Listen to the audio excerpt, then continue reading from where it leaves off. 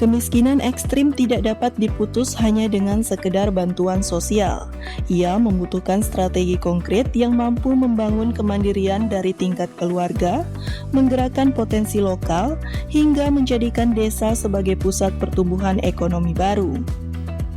Menjawab tantangan tersebut, pemerintah Provinsi Nusa Tenggara Barat menginisiasi program Desa Berdaya. Memasuki tahun 2026, program strategis ini telah menjangkau 257 desa di seluruh kabupaten atau kota se-NTB.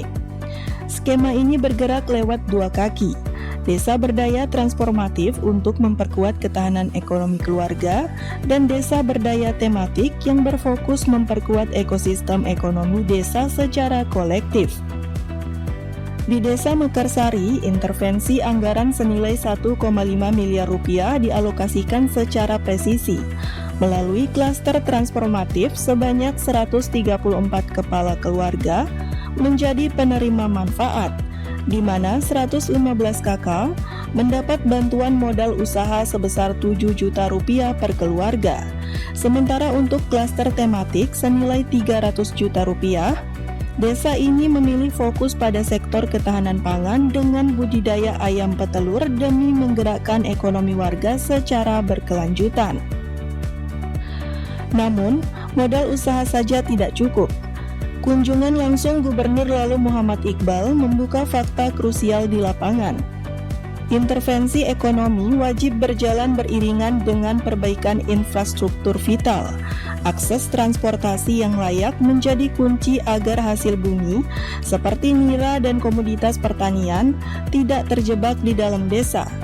Tak sekedar mentah, potensi lokal nira Mekarsari didorong naik kelas lewat rencana bantuan alat sterilisasi dan pengemasan modern agar mampu menembus pasar premium dan industri perhotelan.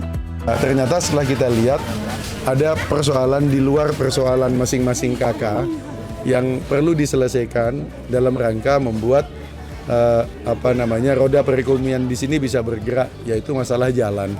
Jadi jalan di Mekarsari, terutama di ujung dusun Dusun Malaka ini memang salah satu kendala utama, sehingga produk-produk dari agroforestry, dari hutan yang kita dorong sekarang untuk dimanfaatkan melalui desa berdaya ini tidak bisa mulus turun ke bawah karena kondisi jalan yang sangat memprihatinkan gitu. Dan saya dengar juga sudah banyak kasus yang meninggal dunia segala di jalan ini. Karena itu salah satu intervensi di level desa adalah menyelesaikan jalan ini dulu. Kalau jalan ini selesai, maka ada dua dampak yang langsung akan dirasakan. Satu, untuk roda perekonomian, tadi hasil pemberdayaan kita di level kepala keluarga itu bisa mobilisasi ke bawah, ke pasar dengan lebih cepat gitu dan lebih aman. Dan yang kedua, pendidikan, sehingga hasil MBG yang di bawah bisa naik ke SD yang ada di Dusun Malaka ini nanti gitu, yang sampai sekarang ini siswanya belum mendapatkan MBG gitu. Iya, tadi saya sudah coba hitung tadi. Kan intinya kita sumber daya yang sudah ada selama ini, di mana masyarakat juga sudah punya budaya untuk menyadap nira itu, air nira itu. Penyadapan air nira ini tadi kita coba hitung ya, dia buat perhitungan. Selama ini kan untuk menghasilkan 1 kilogram gula merah itu butuh 10 liter. 10 liter air nira, 10 liter air nira. Dan untuk menjadi gula merah itu dia harus dimasak itu selama 8 jam menggunakan kayu. Jadi ada waktu yang sangat lama, pekerjaan yang sangat melelahkan, nunggu 8 jam untuk memasak itu. Kemudian hasilnya juga sedikit, dari 10 liter itu hanya bisa dinikmati jadi 1 kilogram gitu.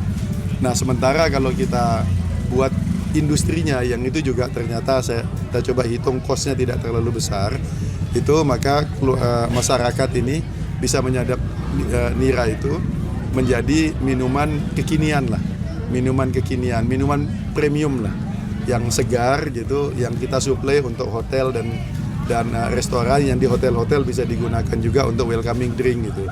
Pembangunan yang hakiki tidak pernah dimulai dari deretan angka di atas kertas, melainkan dari sentuhan langsung ke manusianya.